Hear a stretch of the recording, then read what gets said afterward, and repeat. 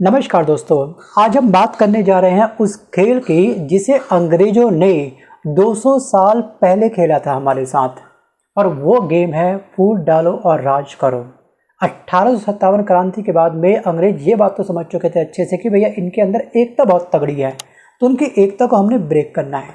तो उन्होंने अपना अपना परपंच अपने अपने तरीक़ों से निंजा ट्रिक उन्होंने भारत की सियासी सरजमी के ऊपर चलना स्टार्ट कर दिया, और वही खेल सेम 2025 में बीते कल के दिन रिपीट होने वाला था। सोचिए 21वीं सदी में ट्रंप और उनके सलाहकार हमारे साथ में ये गेम खेलने का प्रयास कर रहे हैं। मतलब कि अंग्रेज चले गए हमारे भारत से, लेकिन उनकी औलादें आज भी नए रूप में एक्टिव होने का प्रयास कर रही है। डिवाइड एंड रूल 2.0 सीजन हमारे भारत देश के अंदर लॉन्च करने का प्रयास कर रहे हैं। और ये जो गेम है ना, इसका बूम पकड़ा था सन 1905 में लॉर्ड कर्जन के समय, जिस समय बंगाल का विभाजन हुआ था। मतलब कि हमारी उन्होंने एकता तोड़ी और हमारे ऊपर राज किया लंबे समय तक। और अब 2025 में अमेरिका के सलाहकार यानी कि ट्रंप के सलाहकार पीटर नेवेरो वही खेल खेल चुके हैं। बीते कल के दिन इन्होंने एक बयान दिया है प्रेस कॉन्फ्रेंस के माध्यम से। इन्होंने साफ साफ ये बोला कि जो भारत है ना, भारत ने रूस से जो तेल खरीदा है वो तेल ब्राह्मणों को सबसे ज़्यादा फायदा पहुंचा रहा है। वीडियो को पॉज करके इनकी स्टेटमेंट को आप ध्यान से पढ़ लीजिएगा एक बार। अब देखिए यहाँ पे ब्राह्मण जैसे शब्द का इन्होंने प्रयोग किया। भाई काहे, सोचिए ना एक बार। भाई तेल कोई भी कंपनी खरीदती है या कोई पंडित जी खरीदते हैं तो फायदा वहाँ पर सबको होता है, वरना पेट्रोल पंप पे क्या होता, जाति पूछ करके आपको डिस्काउंट मिलता है, फिर आपकी गाड़ी में पेट्रोल भरा जाता जाति के आधार पर। लेकिन आज तक किसी भी राज्य के अंदर ऐसा अब तक नहीं हो पाया है। सोचिए ना एक बार, ये क्या बोल रहे हैं, कुछ भी बोलेंगे। मतलब एससीओ समिट के बाद में इनको ऐसी आग लगी है, ऐसी चिंगाई लगी है इनकी, ये भुट्टे की तरह भुन चुके हैं अच्छे से। जिसका जो मन आ रहा है वो बोलते जा रहा है। ट्रंप कुछ बोल रहे हैं अलग तरीके से। मतलब कि ट्रंप और उनकी टीम बार बार भारत के खिलाफ दोस्तों वैश्विक स्तर पर एक नेगेटिव नैरेटिव सेट करने का प्रयास कर रही है। पहले ऑपरेशन सिंदूर ट्रंप बोले सीजफायर मैंने रुकवाया, बट पीएम मोदी जी ने जब संसद में साफ साफ ये बोला कि किसी देश के कहने पर हमने सीजफायर नहीं किया है, उसके कुछ घंटों बाद इसने क्या करा, हमारे ऊपर 25% का पेनल्टी टैरिफ लगा दिया। और आज हमको 27 अगस्त के बाद से हम कोई भी सामान अगर वहाँ पे भेज रहे हैं तो हमको 50% का टैरिफ पे करना पड़ रहा है इस ट्रंप को। सोचिए एक बार। वो तो अलग बात है कि हमने अपना अल्टरनेट ढूंढ निकाला है, वो भी बहुत ही प्यारा अल्टरनेट। और इस बार हमारे पीएम मोदी जी ने ट्रंप की ऐसी बोलती बंद करी है, ऐसी बोलती बंद करी है, उस लिप्स के बीच में इन्होंने अब एल्फी रगड़ दी है, वो भी कई केजी के हिसाब से। अब मुँह इनका खुलने से रहा। वहीं पर दोस्तों मीडिया में इन्होंने झूठी खबरें फैलाई है ट्रंप ने मोदी वर्सेस जयशंकर को लेकर के। सोचिए, और अब इन्होंने खेल दिया है एक जाति कार्ड, क्योंकि भारत के अंदर दोस्तों जाति के आधार पर कान भरना ना किसी का काफ़ी इजी हो चुका है। वर्तमान समय में कुछ वर्ग ऐसा भी हो चुका है। और शायद ये ट्रंप भूल चुके कि भारत रोजाना लगभग 4.6 बिलियन बैरल हम लोग कच्चा ऑयल, क्रूड ऑयल हम लोग इम्पोर्ट करते हैं, और इसमें से 35% दोस्तों तेल हम लोग रूस से खरीदते हैं। और तेल कंपनियां जो खरीदते हैं दोस्तों उनमें नाम है आपका IOC, BPCL, HPCL और रिलायंस जैसी बड़ी कंपनियां हैं। जब ये तेल खरीदती है तो दोस्तों भारत सरकार को एक बहुत बड़ा रेवेन्यू मिलता है, एक बहुत बड़ा टैक्स मिलता है। 2024 और 25 में भारत को 3.4 लाख करोड़ रुपए का राजस्व प्राप्त हुआ है, टैक्स प्राप्त हुआ है। और पहले हमारे पास जो अधिकार था वो था केवल 2 देशों से ही हम लोग तेल को खरीद सकते थे। और कुछ समय के बाद में हमने अपनी कुछ नीतियाँ चेंजेस करी, और अब हम वर्तमान में 10 देशों से कच्चा तेल खरीद सकते हैं। जो भी देश हमको सस्ते दाम में तेल देने के लिए तैयार होगा हम उससे तेल खरीद लेते हैं। और इसी बात की मिर्ची रखी है ट्रंप को। ट्रंप चाहता है कि हम सारा तेल उससे खरीदें। भाई तुझसे काहे खरीदे भाई, तेरा डॉलर का प्राइस लगातार बढ़ते जा रहा है और तुझ पे हम विश्वास नहीं कर सकते हैं। तुझ पे हमने बहुत विश्वास कर लिया। तेरी जीत के लिए हमने, चुनावी जीत के लिए हमने अपने देश के अंदर सुबह शाम पूजा अनुष्ठान किए थे, दिन रात एक कर दिया था नमस्ते ट्रंप को लेकर के, इसका भव्य वेलकम किया था। अपने देश के अंदर हमने करोड़ों रुपया स्वाहा कर दिया था बस इसके वेलकम के चक्कर में। और आज वही हमारा जो परम मित्र था, जिसको हम लोग जय वीरू की जोड़ी कहते थे, पीएम मोदी जी और ट्रंप ऐसे गले मिलते थे पूछो मत, ये निकला आज हमारा दगाबाज। और दोस्तों हाल ही में बीते कल के दिन SCO समिट हुआ है संघाई के अंदर, और यहाँ पे भारत के प्रधानमंत्री मोदी, रूस के राष्ट्रपति पुतिन और चीन के राष्ट्रपति शी जिनपिंग तीनों एक ही फ्रेम में दिखे, हाथ से हाथ मिलाते हुए। अब जरा सोचिएगा, दुनिया के सबसे बड़े तेल सप्लायर पुतिन और सबसे बड़े मैन्युफैक्चरिंग हब रखने वाला ये चीन और सबसे बड़ी डेमोक्रेसी है हमारी इंडिया की, तीनों एक साथ बैठे हैं, हाथ से हाथ मिला रहे हैं। सोचिए फोटो वायरल हुई इनकी तीनों तस्वीरें उसके बाद जो मिर्ची, हल्दी, मिर्च, नमक, धनिया, पूरी मसलदानी ट्रम्प को लग गई, ट्रम्प के सलाहकार को लग गई। उसने तुरंत अपनी स्टेटमेंट, ब्राह्मण वाली स्टेटमेंट उसने क्या करी, रिलीज कर दी पीटर नेवेरो ने।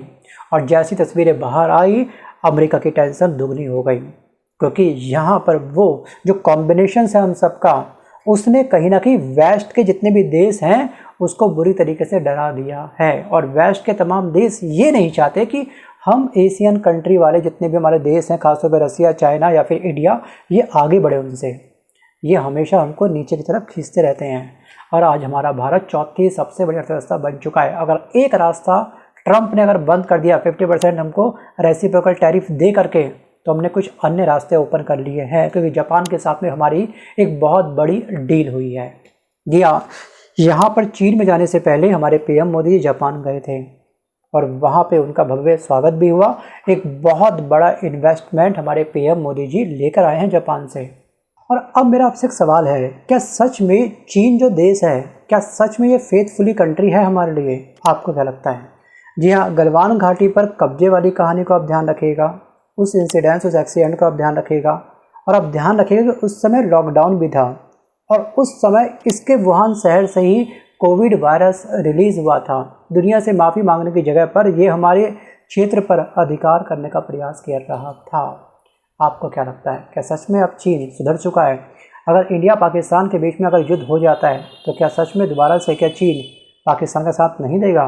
भाई पाकिस्तान का साथ ये देगा। क्यों? क्योंकि पाकिस्तान इसका एक बहुत बड़ा कस्टमर है, क्योंकि वेपन्स जो बाय करता है ना पाकिस्तान, वो चीन से बाय करता है। अब इस पर आपका क्या विचार है? वीडियो को पॉज करके आप मुझे कमेंट जरूर करिएगा। मैं आता हूँ वापस टॉपिक की तरफ।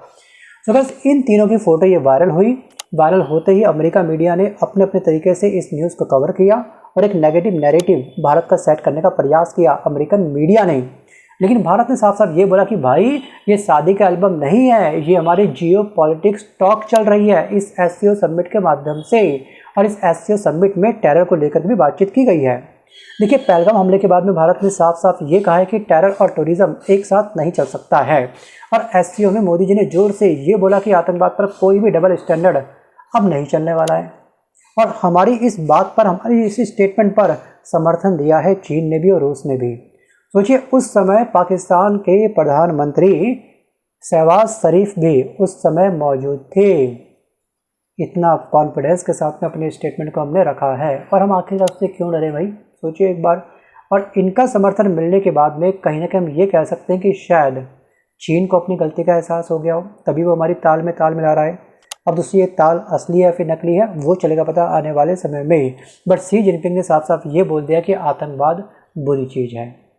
और उसके बाद इस एससीओ समिट में हमने ट्रेड को लेकर के भी कहीं ना कहीं अप्रत्यक्ष रूप से डोनाल्ड ट्रंप की आंखें खोलने का प्रयास किया है। जो ट्रंप हमारे ऊपर एलिगेशन लगा रहा है ना कि हम लोग भैया रूस से तेल, कच्चा तेल बाय कर रहे हैं, उसको एक बहुत बड़ा पैसा दे रहे हैं, उस पैसे का रूस यूक्रेन के साथ युद्ध करने में इस्तेमाल कर रहा है, तो मतलब कि ये रूस यूक्रेन युद्ध जो हो रहा है उसकी सबसे बड़ी वजह है हमारा भारत। ये तक एलिगेशन ट्रंप ने कई बार अपने प्रेस कॉन्फ्रेंस में लगाया है, वो चीज़ आपको अच्छे से याद होगी। तो भारत ने साफ साफ ये बोला है कि जो हम रूस से तेल बाय कर रहे हैं, जो हम तेल खरीद रहे हैं, कच्चा तेल, उसको रिफाइन करके उसका 15.5% हम लोग डीजल में उसको कन्वर्ट करके उसका डीजल खुद यूक्रेन को हम लोग बेच रहे हैं। अब आप ये बोलोगे आप तो यूक्रेन को भी सपोर्ट कर रहे हो, रूस को भी सपोर्ट कर रहे हो, आप तो युद्ध खेलना चाहते हो, आपको युद्ध देखने में बड़ा मज़ा आ रहा है। ट्रंप कुछ भी कह सकता है इस समय, क्योंकि ट्रंप ना जब से इसका सेकंड कार्यकाल बना है, मेक अमेरिका ग्रेट अगेन के चक्कर में शायद ये सटिया चुका है ट्रंप बिल्कुल तरीके से, बस इसका इलाज चलना बाकी है। और इस एससीओ समिट के बाद में भारत में मीम्स की बाढ़ आ चुकी है। ट्रंप ने बोला 50% टैरिफ लगा दूंगा भारत के ऊपर, और 27 अगस्त के बाद से दोस्तों ये 50% का टैरिफ हमारे ऊपर अप्लाई हो चुका है। मतलब कि हमारे ऊपर इसने थोप दिया है या फिर ठोक दिया है। और भारत ने साफ साफ ये बोला कि 100% चाहे तो टैरिफ लगा दे, तो उससे आखिरकार डरता कौन है। मीम्स में अलग तरीके से लोग अपने अपने विचारों को रख रहे हैं, और सोशल मीडिया पर बीते कई दिन ट्रेंड जो हुआ है हैशटैग, वो हुआ है ब्राह्मीण petrol, hashtag Modi war, hashtag Trump be life.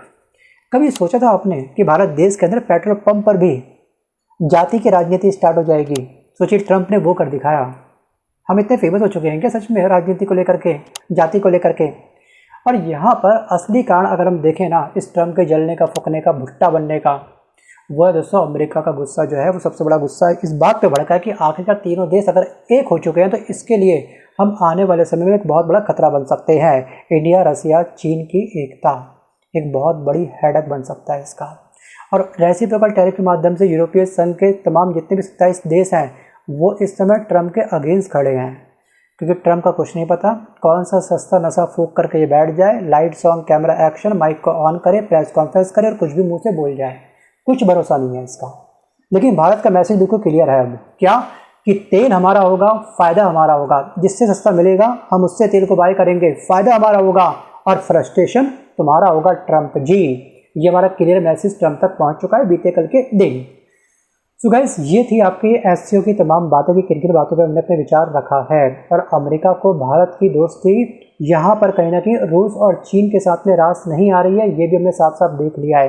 Trump के दांत अब तक हाथी के दांत थे, दिखाने कुछ और खाने के कुछ और थे। अब तक हम इसके बहकावे में आ रहे थे कि ये हमारा परम मित्र है, बड़ी हमारा परम मित्र नहीं है, परम दुश्मन बन चुका है। और भारत का जवाब भी उतना ही दमदार है कि 200 साल की गुलामी हमने झेली है और 50% टैरिफ तो हमारे लिए चाय पानी जैसा हो चुका है, तुझे जो करना है कर ले। सो गाइस, आज के इस वीडियो में बस कर इतना है। बट जाने से पहले आपसे मेरा एक सवाल है कि अगर आप भारत के प्रधानमंत्री होते और ट्रम्प को कोई रिप्लाई करना होता इस 50% टैरिफ को लेकर के, तो आप क्या रिप्लाई करते? एक दिन के प्रधानमंत्री आप हो और मुझे कमेंट करके आप लोग पक्का बताइएगा। धन्यवाद।